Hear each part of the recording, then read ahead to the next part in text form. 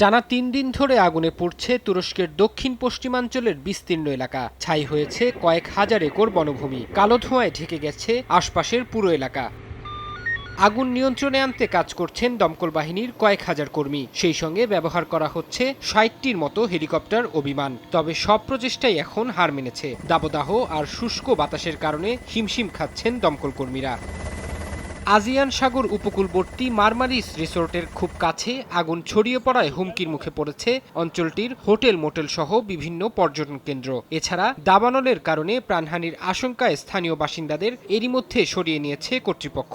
বাকিদের সতর্ক অবস্থায় থাকার নির্দেশ দেওয়া হয়েছে। দাবানল পরিস্থিতি নিয়ন্ত্রণে আনতে কাতার ও আজারবাইজান সহায়তার হাত বাড়িয়ে দিয়েছে। আগুন নেভাতে তুরস্ক সরকারকে অত্যাধুনিক বিমান কিংবা হেলিকপ্টার দেওয়ার ঘোষণা দিয়েছে দেশ দুটির পররাষ্ট্র দফতর। এদিকে এটি মানুষের সৃষ্ট দাবানল কিনা সে নিয়ে সন্দেহ তৈরি হয় বিষয়টি খতিয়ে দেখা হচ্ছে বলে জানিয়েছেন তুর্কি পরিবেশ ও বনমন্ত্রী। একই সঙ্গে আগুন নিয়ন্ত্রণে সব ধরনের চেষ্টা অব্যাহত আছে বলেও জানান তিনি। ফারহাদ চৌধুরী, সময় সংবাদ।